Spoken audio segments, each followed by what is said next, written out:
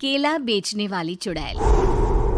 एक बार की बात है, जादूपुर नाम के गांव में करतब दिखाती एक औरत एक रेड्डी के लिए गांव में आती है।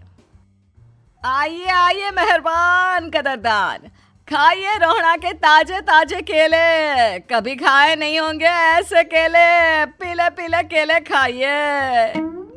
ये कहकर रोहड़ा हाथों में 4 केले लिए उन्हें सर्कल में जोर जोर से हवा में उछालती हुई करतब दिखाती है, जिसे देखकर आसपास के सारे बच्चे अपने अपने मम्मी पापा से उस औरत के पास जाने की जिद करने लग जाते हैं। पापा, ऐसा तो सर्कस में बॉल से होता है ना, ये आंटी तो केले से कर रही है। चलिए ना पापा, देखते हैं। रोहड़ा एक पतली सी तार पर चलती हुई केलों से करतब दिखाती है। आते जाते सभी लोग बाहर रुककर उसके करतब देखते हैं और वाह वाही करते नहीं थकते। जैसे ही एक आदमी पास आकर उसे पैसे देने लग जाता है, तब वो कहती है, अरे नहीं नहीं साहब, मैं करतब तो बच्चों के मन को बहलाने के लिए करती हूँ। धंधा तो मेरा केले का है। पीछे देखो मेरी रिड्डी, जो भी मेरे केले खाएगा मेरी तरह चुस्त दुरुस्त और तंदुरुस्त हो जाएगा। पता चलता है क्या कि मेरी उम्र 55 की है। अरे पर ऐसे ठंड के मौसम में कोई केला क्यों खाएगा? ये ऐसे वैसे केले नहीं है साहब, ये शरीर में गर्मी देते हैं, ठंड को दूर भगाए। जो भी रोहिणा के केले खाए। पापा, अगर मुझे केले नहीं मिले तो मैं घर नहीं जाऊंगी। तभी उसके पापा कहते हैं कि बेटा, केले ठंड में कभी गर्मी नहीं देते। ये सब कहने की बातें हैं, सामान बेचने का तरीका है इनका। पर पिंकी नहीं मानती। मैं केले खाऊंगी। पिंकी की जिद के आगे नत्थू हार जाता है और उसे केले खरीद कर दे देता है।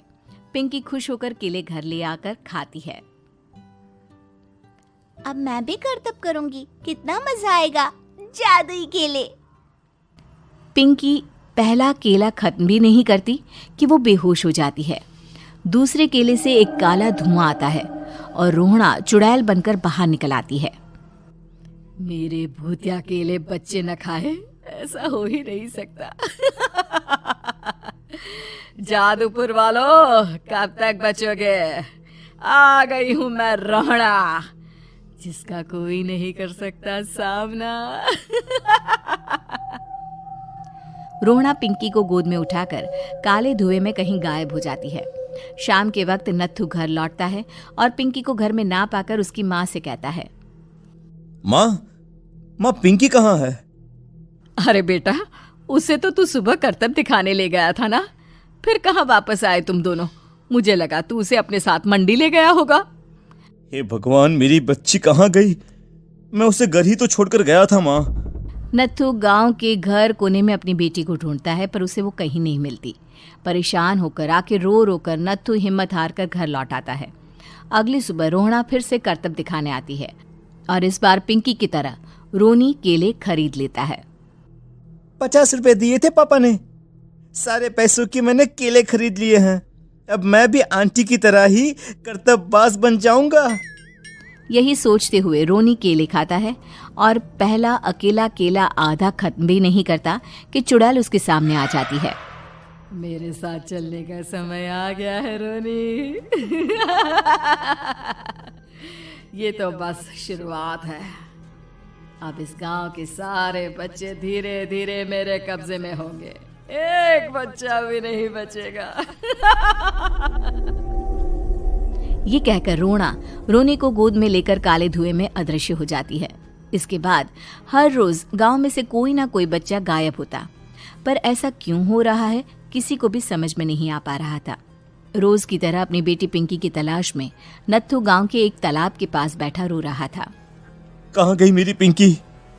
शकुंतला के जाने के बाद एक वही तो मेरा सहारा थी। अरे उसकी आत्मा कोस रही होगी मुझे कि मैं अपनी बच्ची को संभाल भी नहीं पाया। नत्थू ये कहता हुआ रो ही रहा था कि तभी तालाब में से उसे शकुंतला की आवाज सुनाई देती है। कहाँ थी तुम शकुंतला? हमारी बच्ची और सारे गायब हुए बच्चे रोहड़ा के कब्जे में हैं। वो बच्चों को जो केले देती है उससे बच्चे बेहोश हो जाते हैं और उसके कब्जे में आ जाते हैं और वो उन्हें ले जाकर काली दुनिया में ले जाती है। पर वो ऐसा क्यों कर रही है? ये मैं नहीं जानती, पर उस दुनिया का रास्ता मैं आपको बता सकती हूँ। जहां ये नदी खत्म होती है वहां एक केले का पेड़ है, उसके नीचे एक दरवाजा है, वहीं से रास्ता जाता है उस दुनिया का।